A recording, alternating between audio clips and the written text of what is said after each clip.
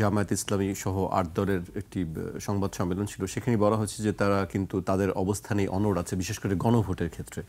সরকার বলছিল যে গণভোট এবং জাতীয় নির্বাচন একদিনই হবে, কিন্তু আমরা আবার দেখলাম যে তারা বলছে যে না, আগেই হতে হবে, এবং সেজন্য তাদের কর্মসূচি ঘোষণা করেছে। ৬ তারিখ থেকে ৬ ডিসেম্বর পর্যন্ত বিভাগীয় শহরগুলোতে তারা সমাবেশ করবেন।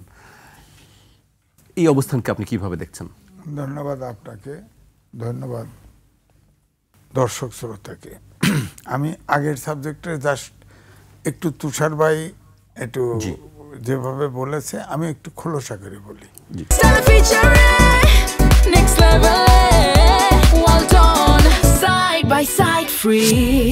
সেটা হচ্ছে জামাত ইসলাম ইসলামিক দলকে নিয়ে তারা ভাবছে বেচতে টিকিট বেচে এবার ক্ষমতায় চলে যাবে। সুতরাং এখানে তাদের আশঙ্কা, বিএনপি যেহেতু বড় দল, তাদের ঠাসা দিয়ে তারা হয়তো সেটা হতে দিবে না। ঠাসা দিয়ে হ্যাঁ, ঠাসা দিয়ে হতে দিবে না। এই কারণেই বলছে যে ওই গোফে কাঁঠাল কি গাছে কাঁঠাল গোফে তেল সেটা বিএনপিকে আসলে মেনশন করছে যে বিএনপির গোফের তেল দিচ্ছে, গাছে কাঁঠাল রয়েছে, এটা খেতে পারবে না। আসলে যত যাই কোক না কেন, ইলেকশন যদি হয়, আমি এখনো কিন্তু যদি কেন বলছেন এখনো যদি, কারণ ধোঁয়াশা এখনো কাটে নাই। কোথায় ধোঁয়াশা দেখছেন? ধোঁয়াশা এই তো গোফে কাঁঠাল গাছের তেল, এইসব কথা তো এখনো হওয়ার কথা না। অভ্যুত্থানের শক্তিগুলো এই ভাষায় কথা বলার উচিত না। তারপরে ধরেন যে ইস্যুটা ঐক্যমত্য কমিশনে ছিল না, ধরেন ওই যে আনুপাতিক নির্বাচন, এটা তো ডক্টর মোহাম্মদ ইউনূস কিন্তু দিয়ে দিচ্ছে, নিচে কিন্তু আনুপাতিক নির্বাচন দিয়ে দিচ্ছে, অর্থাৎ ভোটের অনুপাতে উচ্চকক্ষের প্রতিনিধি হবে। তো তার মানে তারা কিন্তু অ্যাচিভ করেছে, আমি বলবো অ্যাচিভ করেছে। এখন যেটা বলছে যে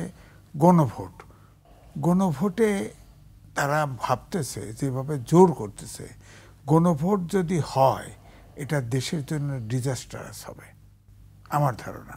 কারণ গণভোট যদি হয়, ইতিমধ্যেই যে সেন্টিমেন্ট, যে ধরেন বিএনপি অনেকগুলো যেগুলো সংবিধানের সাথে সাংঘর্ষিক, সেসব জায়গায় নোট অফ ডিসেন্ট দিয়েছে। সুতরাং বিএনপির সমর্থকদের, ভোটারদের মানসিকতা হচ্ছে ইট ইজ নো। এখন আওয়ামী লীগের কিন্তু একটা বিরাট ভোট ব্যাংক রয়ে গেছে।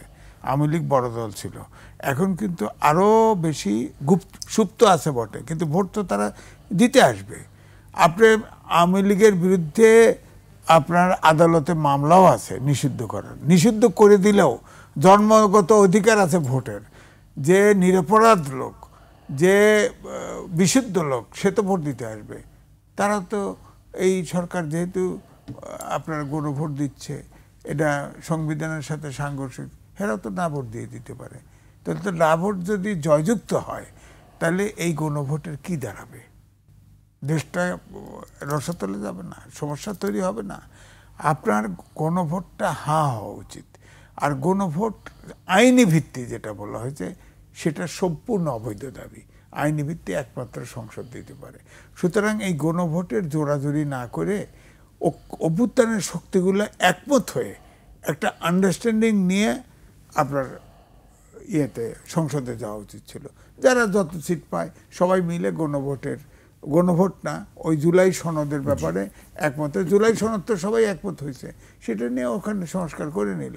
কিন্তু এখন যেভাবে করতেছে, আসলে হয়েছে কি, তারা নিজেরা মনে করে ভোটে গেলে একটু ঘাটতি আছে, এই জন্যে আন্দোলন করে মাঠে থেকে তাওয়া গরম করে একটু ভোটটা বাড়ানো, কিন্তু বাড়বে না।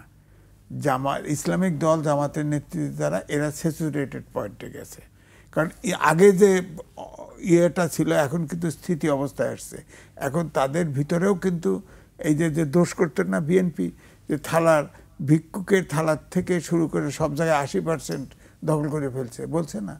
এখন তো আপনি, আমার এখানে কমপক্ষে 40টা আছে ইউটিউবে, এখন ছাগলকেও রেপ করে জামাতের লোক, মাদ্রাসায় রেপ করে।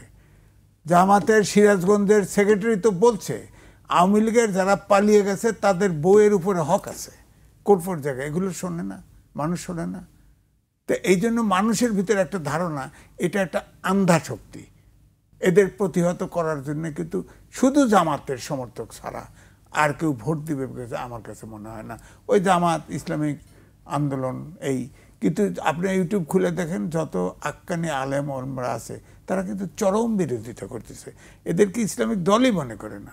আর জামাতকে আগে যেমন বলছে ইসলামিক দল, এখন তো তাও নাই। এই দেন পূজা গেল, পূজার সময় কি করে, হ্যাঁ এখন চাঁদাবাজিও করতেছে, প্রতিষ্ঠানও দখল করতেছে, সবই তো করতেছে।